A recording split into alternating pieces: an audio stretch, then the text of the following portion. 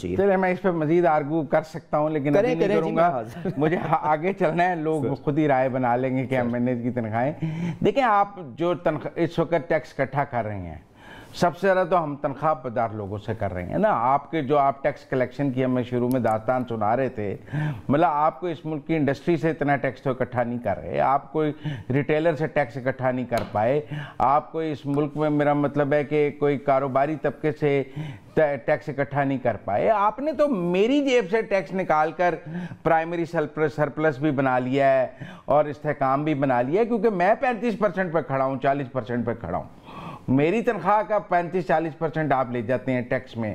تو آپ نے کی یہ ساری جو عیاشی ہے وہ تو تنخواہ دار طبقے کے سر پہ کھڑی ہے۔ دیکھیں مزمل بھائی، بالکل جائز آپ کا یہ گلہ ہے کہ جی جو تنخواہ دار لوگ ہیں ان کے اوپر بے پناہ بوجھ ہے، میں اس کو تسلیم کر رہا ہوں۔ اور میں آپ سے صرف گزارش یہ کروں گا کہ ایک سیکنڈ کے لیے یہ بھی دیکھیے گا کہ پچھلے سال جب ریکارڈ ٹیکس کے وصولیوں کے اندر اضافہ کرنے کا ٹارگٹ رکھا گیا، اس کے اندر سے تنخواہ دار لوگوں کے اوپر بہت ایک چھوٹا سا اس کا حصہ، تقریباً وہ 1800-2000 ارب میں سے تقریباً جو تنخواہ دار لوگوں کے اوپر جو اضافی بوجھ تھا نا، وہ تقریباً 70 ارب روپے کا اس کے اوپر ڈالا گیا۔ اور شہباز شریف صاحب کی یہ خواہش تھی کہ وہ بھی نہ ڈالا جاتا اور ہم اپنے ٹیکس ریٹس کو وہیں پہ رکھتے، پر کیونکہ کوئی رد و بدل ہمیں IMF کے پروگرام میں رہنے کے لیے کرنی پڑی، اس کے اوپر بالکل تقاضا آیا، تو دو چیزیں ہوئیں۔ ایک تو یہ ہوا کہ آپ کا جو ریٹس کے اندر فرق آیا، تھوڑا سا ریٹس کے اندر تبدیلی آئی، اور آپ کے سلیبز کو بھی ایڈجسٹ کیا گیا، جس کی وجہ سے بے پناہ اضافہ لوگوں کے اوپر آیا۔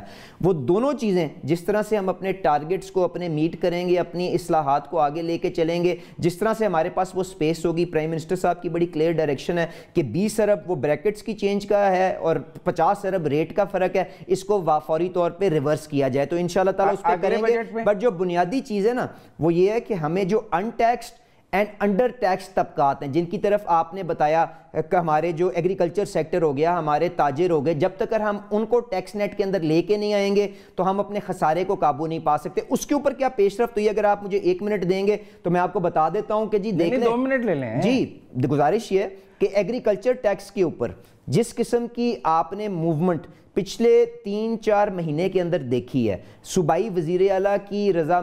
وزیر اعلیٰوں کی رضامندی کے ساتھ، کیا 70 سال کی تاریخ میں دیکھا؟ تو اگر ہماری معیشت کا وہ 20% حصہ آج تک ٹیکس نیٹ میں نہیں تھا، کیا شہباز شریف صاحب نے اس کو ٹیکس نیٹ میں لانے کی کوشش نہیں کی؟ آپ کے ہمارے دوست پراپرٹی سیکٹر کے اندر جو ہیں، جہاں پہ آپ جاتے تھے ہر جگہ بات ہوتی تھی کہ پراپرٹی کے اوپر بے پناہ بوجھ ہے ٹیکسیشن کا، کیا وہاں پہ ویلیویشن ٹیبلز اور ٹیکسیشن کو اور اگریسو نہیں کیا گیا تاکہ وہ لوگ بھی معیشت کے اندر اپنا حصہ ڈال سکیں؟ تیسرا حصہ جو تاجر آپ نے لوگ بات کی، تاجر دوست ایک آپ کے پاس اوزار تھا جس کے ذریعے آپ ان کو ٹیکس نیٹ میں لا سکتے تھے، اگر ہم نے اس پہ پیش رفت نہیں کی تو اس کا یہ مطلب تو نہیں ہے کہ ہم ان کے خلاف پروسیڈ نہیں کریں۔ وہی سارا ٹارگٹ آپ 236G 236H سیکشن جو ہے جس کے اندر فائلر نان فائلر کی تفریق کی گئی ہے، اس ود ہولڈنگ ٹیکس کو اب آپ ڈیٹا مائن کر کے ان کو فائلر بنانے کی کوشش کریں، اس میں جا کے دیکھ لیں 20-30 ارب روپے کی ایڈیشنل ریونیو آئی ہے کہ نہیں آئی ہے۔ پر میں آپ سے یہ گزارش کروں گا، میں تسلیم کرتا ہوں آپ کی کرٹیسزم کہ بے پناہ اور کام کرنے کی ضرورت ہے تاکہ ہم اپنی انڈسٹری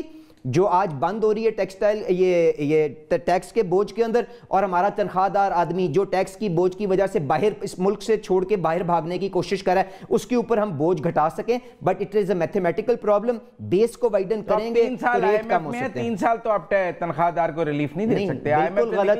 بالکل غلط۔ دیکھیں IMF کوئی نہیں کہتا کہ کس طبقے کے اوپر آپ نے کیا ٹیکس دینا ہے، وہ تو ہماری ہمیں تو آپ یہی بتاتے ہیں IMF کی مجبوریاں نہیں کر سکتے ہیں۔ IMF کی مجبوری یہ ہے کہ آپ نے اپنے خسارے کو قابو رکھنا ہے، تو اگر آپ کاشت کا جو منافع بخش کاشتکار ہیں ان کو ٹیکس نیٹ میں لاتے ہیں، آپ اچھے بڑے بڑے پراپرٹی جو ہاؤسز ہیں ان کو ٹیکس نیٹ میں لاتے ہیں، آپ اپنی ریٹیل سیکٹر کو اپنی